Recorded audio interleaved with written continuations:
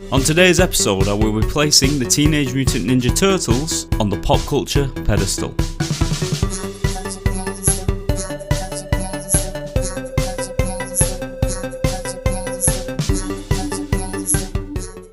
Now, in one of the previous episodes, we did discuss the 1987 cartoon, and then we moved on to the movies. Now, we're going to go back to the 1987 cartoon briefly. We're actually going to go back just before the 1987 animation came to an end.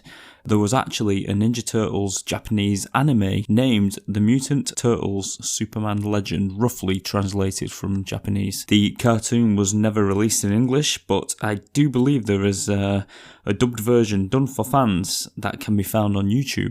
The animation style in the cartoon is actually based on the animated series from 1987. It does look quite similar. Everyone looks the same, the designs are exactly the same, but then you have the usual anime madness thrown in that you will find in any Japanese anime film, if you know what I mean. It's like a kind of continuation of the 1987 cartoon as it was coming to an end everywhere else. Now, I don't know whether they intended to make any more of these cartoons. What I can tell you is they only made 2, and that was it. I believe the whole reason behind the making of these 2 cartoons was for one reason only, and that was to sell toys. And they did actually get these toys on the market. They look like big kind of Gundam wing Ninja Turtle figures, if that makes sense. The Ninja Turtles were heavily armoured. So let me just give you a little bit more of an understanding of what the actual plot was to this Teenage Mutant Ninja Turtles Japanese anime. And for that, I'm going to go over to a wiki page and just read out the plot for you. Episode 1 was called The Great Crisis of the Super Turtles, The Saint Appears. This was broadcast in May the 21st, 1996. The Turtles explore the Temple of the Lost Muta Kingdom, where they free the Spirit of Light called Cries Mew, who was trapped inside the Muta Stone. In reward, she gives the Turtles the ability to perform super mutation, which transforms them into Super Turtles for 3 minutes. When all 4 Super Turtles combine into one, they fuse into an almighty Turtle Saint. At the same time, Shredder and Krang find the Dark Muta Stones, and they try to awaken the Demoness Dark Mu contained inside the crystal. And episode 2 was called The Coming of the Guardian Beasts. The Metal Turtles appear. The Turtles, along with April and Splinter, travel to Japan in order to help Kinzu Hattori get rid of a ghost haunting the Hattori house. And at the same time, Shredder, Bebop and Rocksteady teleport themselves to Japan in order to seal the tablet of the 7 elements, so they can gain powers of the Guardian Beasts.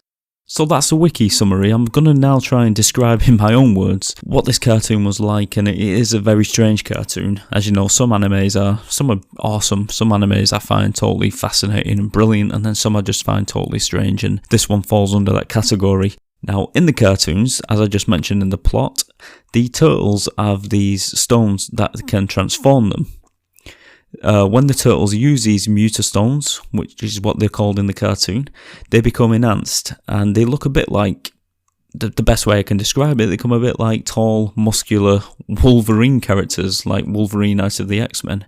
Due to the helmets they wear, really, it just looks like the Wolverine mask. The animation is very good in parts, and some characters, although they look more or less the same, they do look slightly different. For one, they are all drawn and animated slightly better than the 1987 episodes, but they also have that anime flair to them as well. The big differences, I'd say, are Shredder and April. Shredder looks more sinister, and he's been given a brand new outfit and design, whilst April looks more or less the same, except from her face. She definitely looks more anime in the eyes. Now, in my opinion, this cartoon has some impressive animations, but makes no sense whatsoever, and the story is just bananas, and it is actually can be quite annoying and frustrating to watch. But like I said, that is just my opinion, and my opinion alone. It has created a little bit of a cult following, so there's obviously some people out there who like it, but I think in general, I think most people tend to think that it is a strange addition to the cartoon. It definitely is. Give it a watch and see what you think. But in my opinion, I think this